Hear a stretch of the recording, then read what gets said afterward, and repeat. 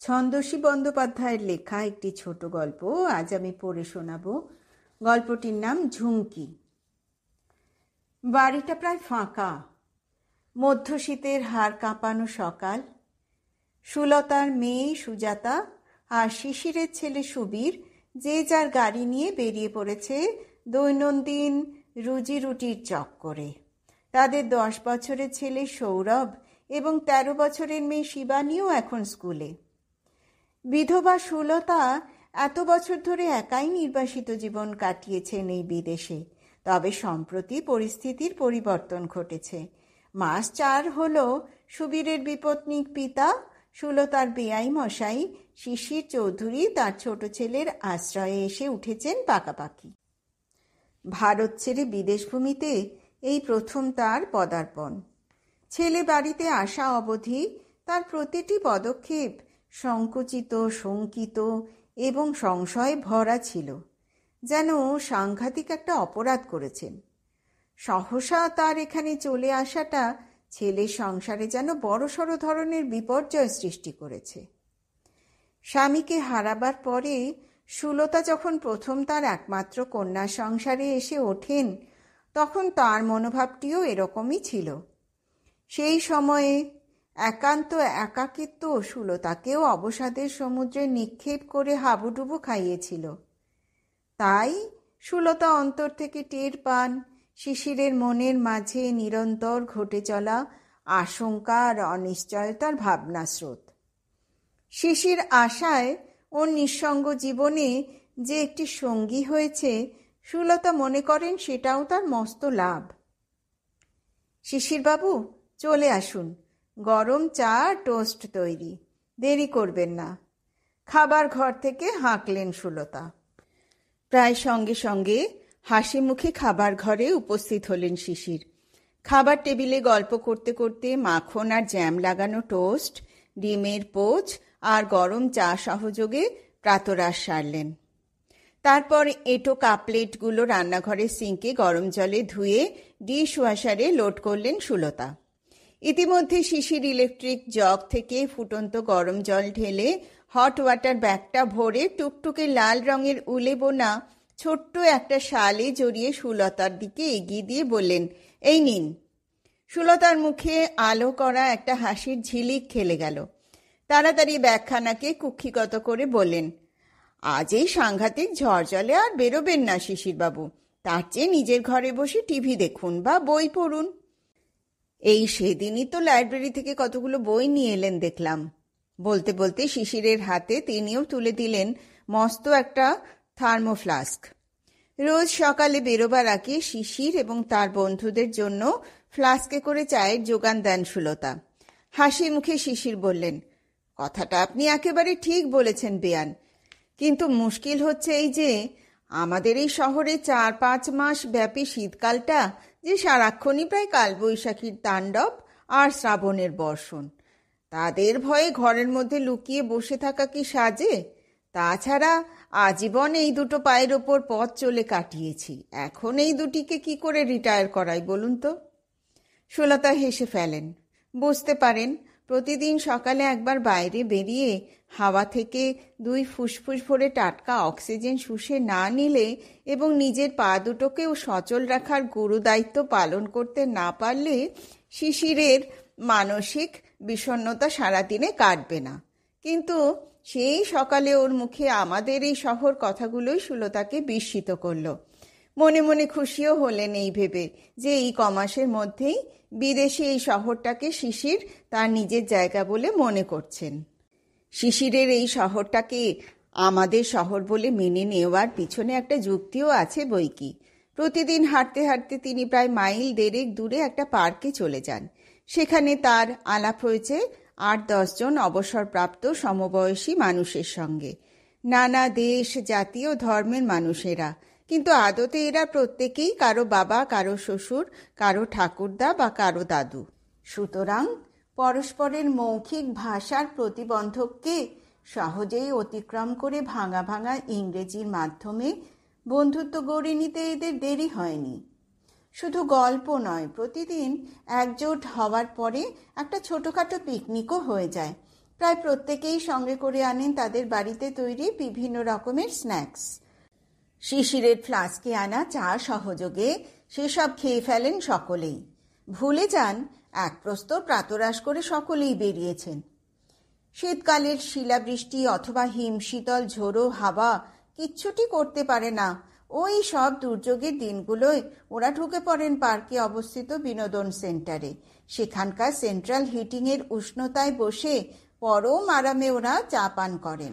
খেতে খেতে গল্পে মেতে ওঠেন সকলে, আর সেই সব গল্পে ছায়া ফেলে ওদের দেশ, জাতি, ধর্মবোধ আর অভিজ্ঞতার নানা বৈচিত্র্য।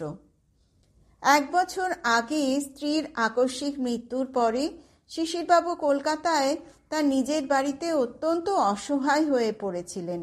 সুবীরের দাদা শোভন ও তার স্ত্রী রেবা ছেলে মেয়েকে নিয়ে তখনই শিশিরের বাড়িতে চলে এসেছিল, নিজেদের 3 কামরার ফ্ল্যাটখানা ভাড়া দিয়ে।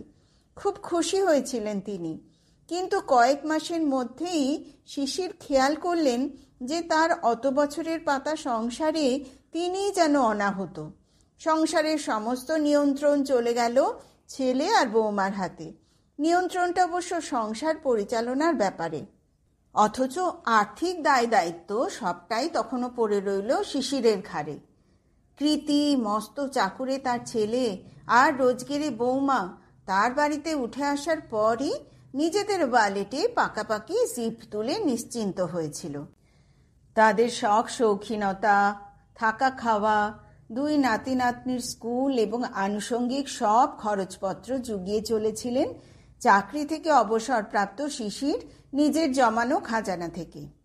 এই পরিস্থিতিতেও মোটে ক্ষুণ্ণ হতেন না তিনি, কারণ তার একাকী জীবনে নাতি নাতনির সঙ্গটা ছিল পরম প্রাপ্তি। কিন্তু যখন মনে প্রাণে অনুভব করলেন দিনের পর দিন তার নিজের সংসারেই তিনি সবচেয়ে বেশি উপেক্ষিত, অবহেলিত এক 3য় শ্রেণীর নাগরিক এবং বাড়ির পরিচারকের সঙ্গে এক পংক্তিতে নেমে আসতে তার খুব বেশি দেরি নেই, তখনই মন স্থির করে ফেললেন ছোট ছেলে সুবীরের বিদেশে পাতা সংসারে চলে যাবেন। তারপর অবিলম্বে চলেও এলেন তিনি একদিন ছোট ছেলের কাছে। ভালোই কাটছিল দিনগুলো। পার্কের বন্ধুদের সঙ্গে নিত্য আড্ডা, বাড়িতে বেয়ানের সঙ্গে নানা গল্প, নাতি নাতনিদের সঙ্গে সখ্য এবং ছেলে আর তার বউয়ের কাছ থেকে সম্ভ্রম, ভালোবাসা সবকিছুই পেয়েছিলেন শিশির। কিন্তু এর মধ্যেই একদিন বাঁধল বিপর্যয়।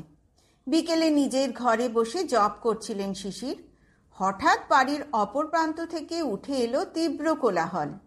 তিনি ঘর থেকে দ্রুত বেরিয়ে এসে বাড়ির ভিতরে লম্বা করিডোরে স্থির হয়ে দাঁড়ালেন।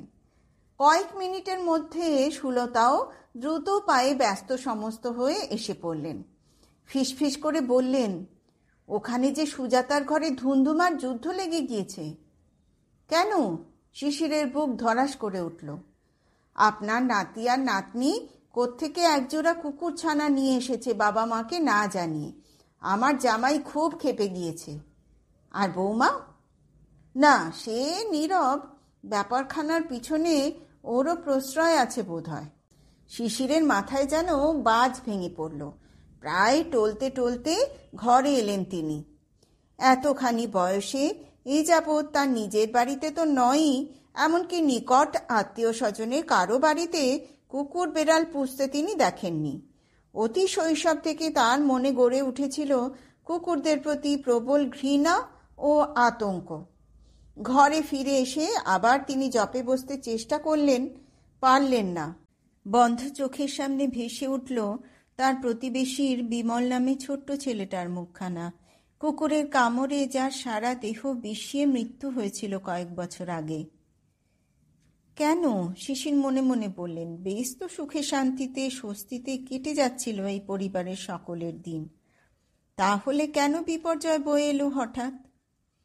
পরের কয়েকটা দিন অসম্ভব উদ্বেগে কাটল শিশিরের। বাইরে হাঁটতে যাওয়া ছাড়া তিনি ঘর থেকে বেরোনোই ছেড়ে দিলেন। তা সত্ত্বেও একদিন কোন ফাঁকে নাতি সৌরভ একটা কুকুর ছানাকে এনে তার বিছানায় বসিয়ে দিয়েছিল। শিশির হা হা করে এক ঝটকায় ছানাটাকে বিছানা থেকে মাটিতে ছুঁড়ে দিয়ে চেঁচিয়ে বলেছিলেন, ছ্যা ছ্যা, তোমার মাকে বলো আমার বিছানার চাদর এক্ষুনি পাল্টে দিতে। ওদিকে আহ্লাদি কুকুরছানাটা, যার নাম ঝুমকি, হঠাৎ মাটিতে পড়ে গিয়ে ভয়ে ব্যথায় কেউ কেউ করছিল। শিশির ক্ষিপ্ত স্বরে বলে উঠেছিলেন, get the hell out of here with that wretched dog. ঝুমকিকে কোলে নিয়ে এক ছুটে সৌরভ বেরিয়ে গিয়েছিল। মাসখানেক চরম অস্থিরতায় কাটল শিশিরের। দেখে শুনে সুলতা একদিন মেয়েকে বললেন, দেখ, বিয়াই কিছুতেই মেনে নিতে পারছেন না রুমকি ঝুমকিকে। অবশ্য ভীতু রুমকিটা তাকে দূর থেকে দেখে সরে পড়ে, কিন্তু আমি বলি কি। কি বলো তুমি? সুজাতা ভ্রু কুঞ্চিত করে বলল, কুকুর দুটোকে বিদেয় করে দে। কি দরকার খামোকা বিআই মশাইয়ের জীবনটাকে অতিষ্ঠ করার? দেখা যাক, সুজাতা বলেছিল। তারপর হঠাৎ একদিন বিকেলে শিশিরের ঘরে ঢুকে এলো দুই নাতি নাতনি, সৌরভ আর শিবানী। থমথমে মুখ এবং গভীর বিষণ্ণ তাদের চোখ। কি ব্যাপার? বাবা আর মা নেক্সট উইকেন্ডে ঝুমকি রুমকিকে শেল্টারে দিয়ে আসবে। Thanks a lot for this দাদু। শিশিরের মনে স্বস্তির ছায়া নেমে এলো। এই বাড়ি আর কদিনের মধ্যে কুকুর মুক্ত হবে খবরটা পেয়ে তিনি ভারী খুশি। তারপর এলো সেই দিনটা, যে দিনের অভিজ্ঞতা তার আজীবন গড়ে ওঠা মানসিকতা এবং বিশ্বাসের ভিত্তিকে নাড়িয়ে দিল। গ্রীষ্মের এক ভারী মনোরম সকালে তিনি বেরিয়েছিলেন। তারপর পার্কের বন্ধু বান্ধবদের সঙ্গে কিছুক্ষণ আড্ডা দিয়ে খোশ মেজাজে বাড়ির দিকে পা বাড়িয়েছিলেন তিনি।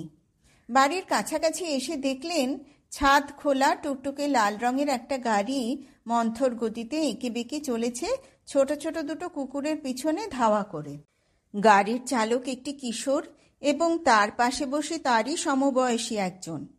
মাঝে মাঝে গাড়ির গতি একটু একটু বাড়িয়ে দিচ্ছে চালক, আর কুকুর দুটো প্রাণ ভয়ে মরিয়া হয়ে ছুটছে। তাদের সেই সন্ত্রস্ত দৌড় দেখে ছেলে দুটো পরম উল্লাসে হা হা করে হাসছে। হঠাৎ চমকে উঠলেন শিশির। রুমকি আর ঝুমকি না? ঠিক তাই। কি করে বেরিয়ে পড়ল ওরা? কুকুর দুটো তীর বেগে ছুটতে ছুটতে এগিয়ে আসছিল শিশিরের দিকে, কিন্তু হঠাৎ তাদের একজন যেন খুব ক্লান্ত হয়ে মাঝ রাস্তায় বসে পড়ল আত্মসমর্পণের ভঙ্গিতে। তক্ষুনি বিকট আওয়াজ করে গাড়িটা হুড়মুড়িয়ে এসে ঝাঁপিয়ে পড়ল ক্লান্ত, অনবরত হাঁপাতে থাকা প্রাণ ভিক্ষা প্রার্থী সেই কুকুরটার ওপর। আর চোখের পলকে ঝুমকি ছিটকে এসে পড়ল শিশিরের পায়ের কাছে। অন্য কুকুরটাকে নির্মমভাবে চাপা দিয়ে বিদ্যুৎ গতিতে গাড়িটা অদৃশ্য হয়ে গেল দৃষ্টিপথ থেকে। রাস্তায় পড়ে রইল রুমকির রক্তাক্ত নিশ্চল ছোট্ট দেহটা। চোখের সামনে এরকম হত্যাকাণ্ড দেখে কয়েক মিনিট স্তব্ধ হয়ে দাঁড়িয়ে রইলেন শিশির। তারপর সম্পূর্ণ নির্দ্বিধায় রুমকিকে কোলে তুলে নিয়ে বাড়ির দিকে অগ্রসর হলেন। ঝুমকিও চলল তার পিছন পিছন।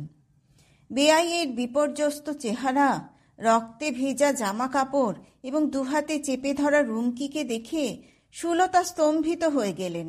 তারপরই ছুটে গিয়ে পাড়ার ভেট ক্লিনিকে ফোন করে ডাক্তারকে তখনই একবার ওদের বাড়ি চলে আসতে অনুরোধ করলেন। চৌধুরী বাড়ির বিশাল ব্যাকইয়ার্ডে রুমকিকে সমাধিস্থ করা হলো। তার পরের উইকেন্ডে ঝুমকিকে অ্যানিমাল শেল্টারে দিয়ে আসার কথা কারো মনে হলো না। ঝুমকি রুমকি একসঙ্গেই এ বাড়িতে এসেছিল, সারাক্ষণ একে অপরের ছায়া হয়েই ঘুরে বেড়াত। তাই রুমকির যাওয়ার পর নিঃসঙ্গ ঝুমকির কথা যেন সকলে ভুলেই গেল। অবশ্য এক ফাঁকে সুলতা এসে শিশিরকে বলে গেলেন যে আরও 7 দিন পরের উইকেন্ডে ঝুমকিকে এ বাড়ি থেকে বিদেয় করা হবে। সেদিন সকালবেলা বাড়ি থেকে বেরোতে গিয়ে ঝুমকিকে দেখে থমকে দাঁড়ালেন শিশির। ব্যাকইয়ার্ডের কোণে রুমকিকে যেখানে গোড দেওয়া হয়েছিল সেখানেই চুপ করে বসেছিল সে। এগিয়ে গেলেন শিশির। অনর অবিচলিত ঝুমকি শুধু তার সজল 2 চোখ মেলে এক দৃষ্টিতে তার দিকে চেয়ে রইল। এই প্রথম শিশিরের মনে হলো তিনি ঝুমকির মতো সুন্দর কুকুর কোনো দিন দেখেননি। সৌরভ বলেছিল ঝুমকির ব্রিড নাকি টয় স্প্যানিয়েল, অনেকে নাকি প্যাপিও বলে, কারণ এদের খাড়া কান দুটো শরীরের অনুপাতে শুধু অনেকখানি বড়ই নয়, প্রজাপতির দুই পাখনার মতো মেলা থাকে সর্বদা। ধবধবে সাদা দেহে রেশমের লোমের ওপর কালো আর খয়েরি বুটি। শিশিরের হঠাৎ মনে পড়ে গেল ষোড়শ লুইয়ের অস্ট্রিয়ান রানী মেরি আন্তোয়ানেতের আদরের টয় স্প্যানিয়েল কুকুর কোকোর কথা। মেরি যখন বদ্ধভূমিতে উপনীত, কোকো নাকি লুকিয়েছিল তার পোশাকের তলায়। You are a survivor, are you not? বলতে বলতে ঝোঁকের মাথায় সম্পূর্ণ আত্মবিস্মৃত হয়েই তিনি দুহাত বাড়িয়ে কোলে তুলে নিলেন ঝুমকিকে। অবশেষে 7 দিন পরে শনিবারটা চলে এলো। তখন সকাল 11টা। ঝুমকিকে খুঁজতে খুঁজতে শিবানী দাদামশাইয়ের ঘরে গিয়ে দেখল আয় শেষে শুয়ে আছে বিছানায়, আর শিশির ব্রাশ দিয়ে ওর লোম আঁচড়ে দিচ্ছেন। ভারী অবাক হলো শিবানী। তা দেখে শিশির প্রশ্ন করলেন, কী ব্যাপার? আমরা এবার বাবার সঙ্গে ঝুমকিকে অ্যানিমাল শেল্টারে রাখতে যাব, তাই ওকে নিয়ে যেতে এসেছি। হাউ স্ট্রেঞ্জ, ও তোমার বিছানায় শুয়ে আছে? বিছানা থেকে ঝুমকিকে তুলতে তুলতে বলল শিবানী। কি যে বলিস তোরা? শিশির কিঞ্চিত লজ্জিত মুখে বললেন, কোথাও যাবে না আমাদের ঝুমকি রানী, বাড়ির মেয়ে বাড়িতেই থাকবে আমাদের সবার সঙ্গে।